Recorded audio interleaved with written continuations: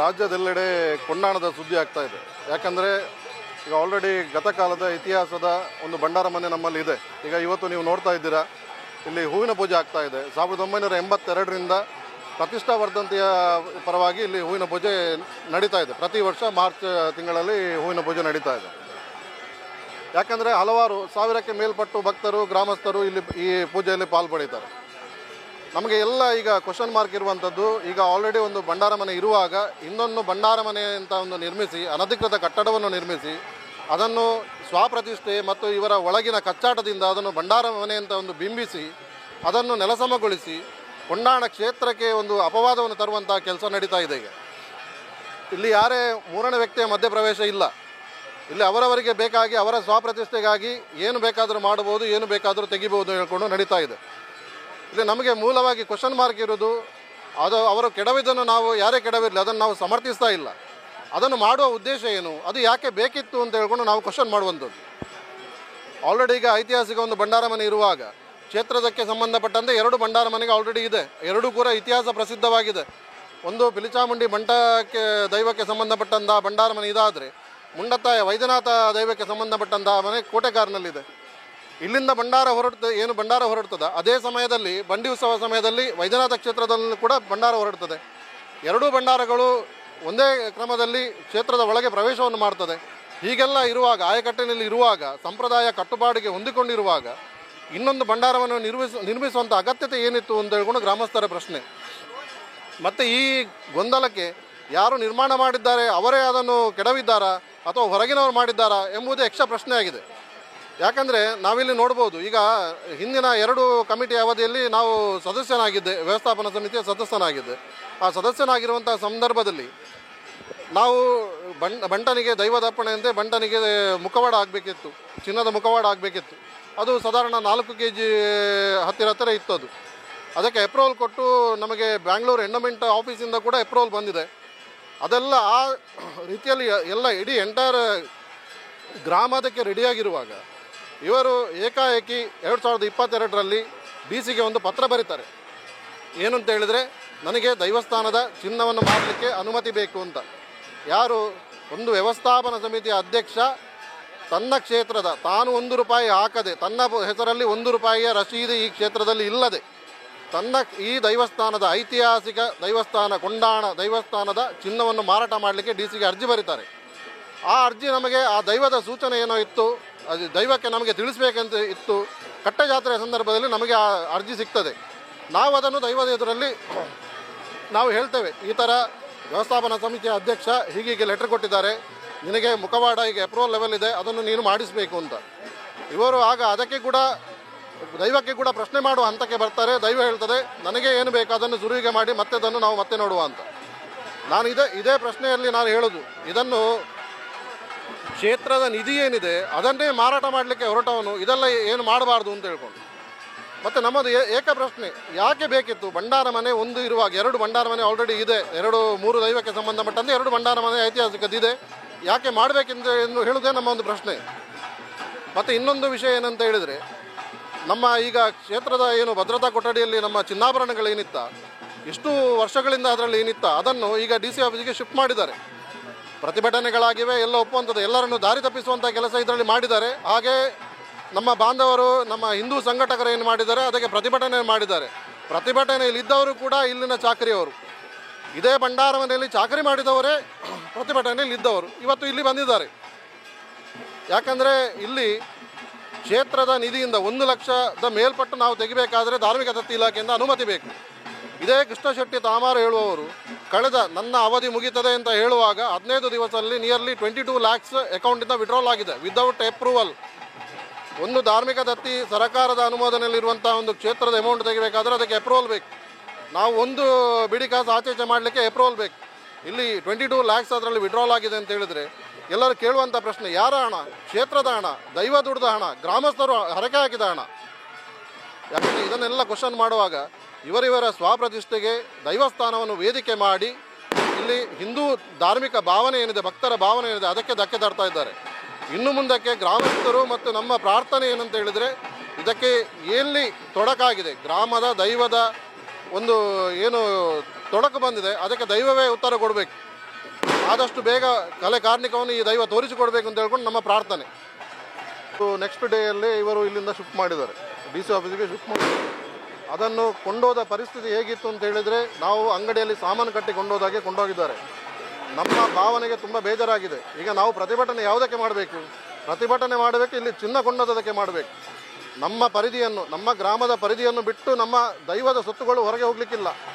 ದೈವ ದುರ್ದಾಣ, ದೈವದ ಧ್ವಜ ಏನಿದೆ, ಕೊಡಿ ಅಂತ ನಾವು ಏನು ಹೇಳ್ತೇವೆ, ತಲೆ ಮೇಲೆ ಹೊತ್ತು 3 ಸುತ್ತು ಬಂದು ಅದನ್ನು ಕೊಡಿ ಏರಿಸ್ತೇವೆ. ಅದಕ್ಕೆ ರಾಜ ಮರ್ಯಾದೆ ಇದೆ, ರಾಜ ಗೌರವ ಇದೆ. ಅದಕ್ಕೆ ನಾವು ಅಷ್ಟು ಭಕ್ತಿಯಿಂದ, ನಮ್ಮ ಶ್ರದ್ಧೆಯಿಂದ ನಾವು ಅದಕ್ಕೆ ಭಕ್ತಿ ಮಾಡ್ತೇವೆ, ಪ್ರಾರ್ಥನೆ ಮಾಡ್ತೇವೆ. ಅದನ್ನು ಕೂಡ ಒಂದು ಪೆಟ್ಟಿಗೆಯಲ್ಲಿ ಹೇಗೆ ಹೊಕ್ಕಿಸಿದ್ದಾರೆ ಅಂತ ಹೇಳಿದ್ರೆ, ಅದು ಕುತ್ತಿಗೆ ಹೀಗೆ ಬೆಂಡ್ ಮಾಡಿದಾಗೆ ಹೊಕ್ಕಿಸಿದ್ದಾರೆ.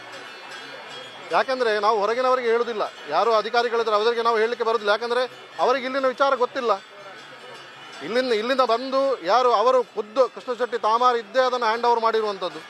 ಯಾಕೆ ಬೇಕಿತ್ತು? ದೈವಸ್ಥಾನ 2000 ಇಸ್ವಿಯಲ್ಲಿ ನಮ್ಮ ಹತ್ರ ಡಾಕ್ಯುಮೆಂಟ್ ಉಂಟಲ್ಲ, DC ಅವರು ಪರ್ಮಿಷನ್ ಕೊಟ್ಟಿದ್ದಾರೆ ಇಲ್ಲಿ ಬಂಗಾರ ಇಡಲಿಕ್ಕೆ. ಯಾರು ಹೇಳಿದ್ದು ಬಂಗಾರ ಇಡಲಿಕ್ಕೆ? ಖಾಸಗಿ ಭೂಮಿ ಅಂತ ಪ್ರತಿಭಟನೆಯಲ್ಲಿ ಇದ್ದ ಮೀಡಿಯಾದಲ್ಲಿ ಹೇಳ್ತಾರೆ ಇವರು. ಯಾರು ಹೇಳಿದ್ದು ಖಾಸಗಿ ಭೂಮಿ ಅಂತ?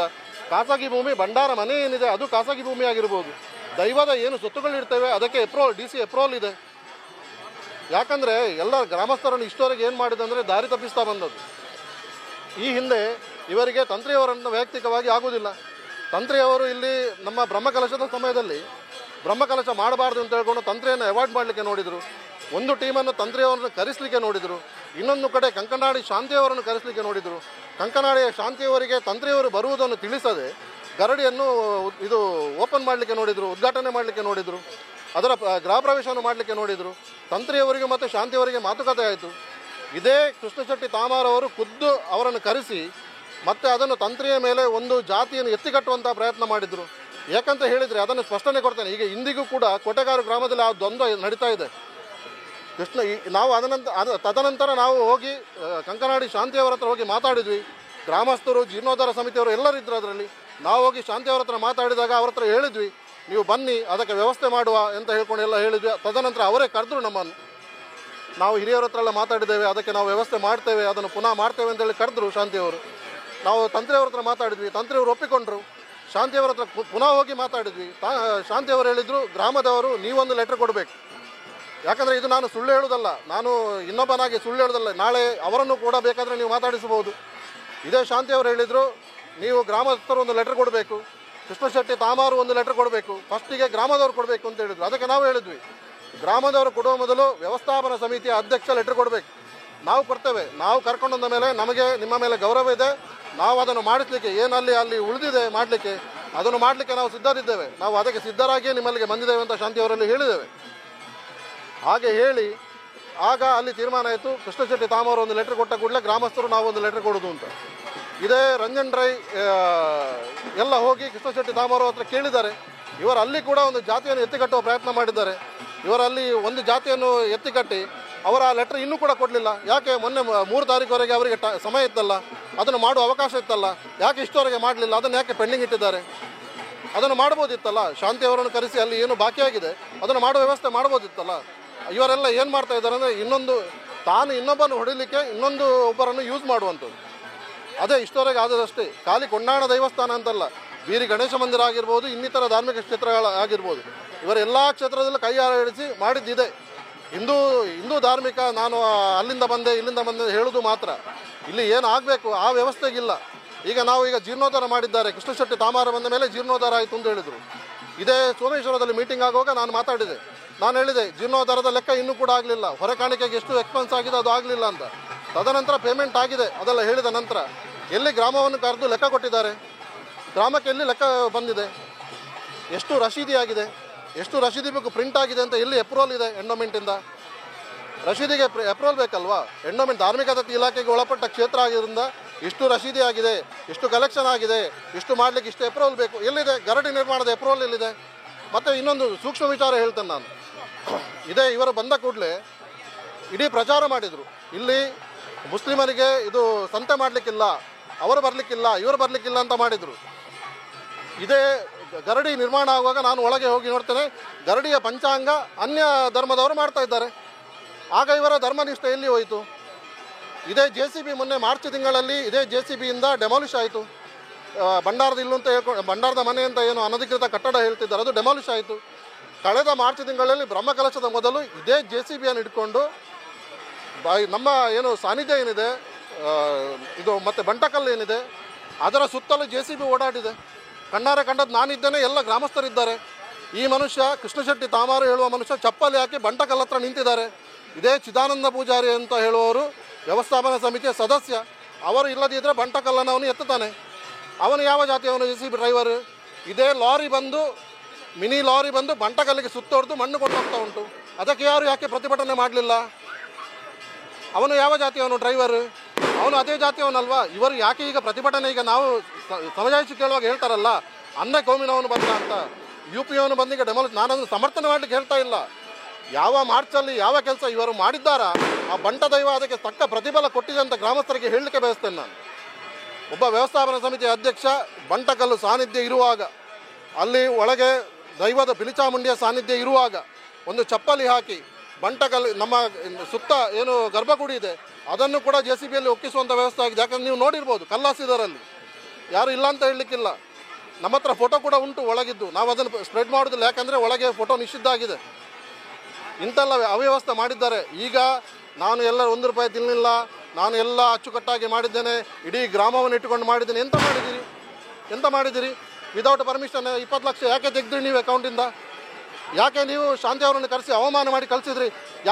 ಅವರೇ ಖುದ್ದು ಹೇಳಿದ್ದು. ಶಾಂತಿ ಅವರ ಹತ್ರ ತಂತ್ರಿಯವರನ್ನು ಎತ್ತಿಕಟ್ಟಿ ತಂತ್ರಿಯವರು ಹೇಳಿದ್ದಾರೆ ಅದೇ ದಿನ ನೀವು ಅದನ್ನು ಮುಂದುವರಿಸಿ ಅಂತ. ಇವರು ಬಂದು ಏನು ಹೇಳಿದರು? ಇದು ನನ್ನ ಎಂಕಾಪುಜಿ ನಿಕ್ಲು ಪೋಲೆ ಅಂತ ಹೇಳಿದರು. ಇದೇ ಶಾಂತಿ ಅವರಿಗೆ ಅವರು ಹೇಳಿದರು ನೀವು ಇಲ್ಲಿಂದ ಹೊರಡಿ ಅಂತ. ಅದಕ್ಕೆ ಅವರು ಎದ್ದು ಹೋದರು. ಇದೇ ನನಗೆ ಮನೋಜ್ ಶಾಂತಿ ಅವರು ಖುದ್ದು ನಾನು ಕೇಳಿದೆ ಅವ್ರ ಹತ್ರ, ನಿಮ್ಮನ್ನು ಯಾರು ಅಲ್ಲಿಂದ ಹೊರಡಲಿಕ್ಕೆ ಹೇಳಿದ್ದು? ನಮಗೆ ಆ ವಿಚಾರವನ್ನು ಗೊತ್ತಿದ್ದರೆ ನಿಮ್ಮ ಕೈಕಾಲು ಹಿಡಿದಾದರೂ ನಾವು ನಿಲ್ಲಿಸ್ತಿದ್ವಲ್ಲ ಅಂತ. ಈಗ ಕೆಲವರು ಧಾರ್ಮಿಕ ಮುಖಂಡರು ಅದು ಇದು ಅಂತ ಬಿಡ್ತಾರೆ, ಅದು ಸೆಕೆಂಡ್ರಿ. ಅವರನ್ನು ಕರೆಸಿ ಇವರ ಹತ್ರ ಕೇಳಲಿ. ಅವ್ರು ನಾಳೆ ಕೃಷ್ಣಶೆಟ್ಟಿ ತಾಮಾರ್ರೆ ಇದಕ್ಕೆ ಲೆಟ್ರ್ ಕೊರ್ರೆ ಬಂತಿರತ್ತ ವ್ಯವಸ್ಥಾಪನಾ ಸಮಿತಿ ಅಧ್ಯಕ್ಷರು ಲೆಟ್ರ್ ಕೊರ್ನ ಎಂಕ್ಲು ಬರ್ತದೆ ಪೂಜೆ ಮಲ್ಪ ಗರಡಿದ ಅಂತ. ಇದೇ ಸುರೇಶ್ KP ಕೇಳಲಿ ಅವರಿಗೆ. ಇವರೊಂದು ಧಾರ್ಮಿಕ ಮುಂದಾಳಲ್ವಾ? ಇವರು 3 ದ್ವಾರ ಕಟ್ಟಿಸಿ ಜಗತ್ತಿಗೆ ಕ್ಷೇತ್ರವನ್ನು ತೋರಿಸಿದ್ರು ಅಂತ ಹೇಳ್ತಾರಲ್ಲ, ಅದಕ್ಕೆ ಎಷ್ಟು ಬಂಡವಾಳ ಬಂದಿದೆ, ಎಷ್ಟು ಜನ ಅದಕ್ಕೆ ಎಷ್ಟು ಗೋಣಿ ಸಿಮೆಂಟ್ ಕೊಟ್ಟಿದ್ದಾರೆ, ಎಷ್ಟು ಗೋಣಿ ಜಲ್ಲಿ ಕೊಟ್ಟಿದ್ದಾರೆ. ಯಾಕಂದರೆ ನಾವು ಯಾವಾಗಲೂ ತೋರಿಕೆಗೆ ಮಾತಾಡಬಾರ್ದು. ಒಂದು ಕ್ಷೇತ್ರ, ಅದರ ಕಟ್ಟುಪಾಡು, ಅದರ ಸಂಪ್ರದಾಯ. ನಾವು ವಯಸ್ಸಿನಲ್ಲಿ ಚಿಕ್ಕದಾಗಿರ್ಬೋದು, ನಮಗೆ ಹಿರಿಯವರು ಹೇಳಿದ ಏನು ಮಾತುಂಟು ಅದು ನಮ್ಮ ಗಮನದಲ್ಲಿ ಇರಬೇಕು. ತನ್ನ ಸ್ವಪ್ರತಿಷ್ಠೆಗಾಗಿ ಒಂದು ಕ್ಷೇತ್ರವನ್ನು ವೇದಿಕೆಯನ್ನಾಗಿ ಮಾಡಬಾರ್ದು. ಅದು ಯಾವೇ ಒಂದು ಹಿಂದೂ ಆಗಿ ಹುಟ್ಟಿದ ಮೇಲೆ ಅವನ ಸಂಪ್ರದಾಯಕ್ಕೆ ಬದ್ಧನಾಗಿರಬೇಕು.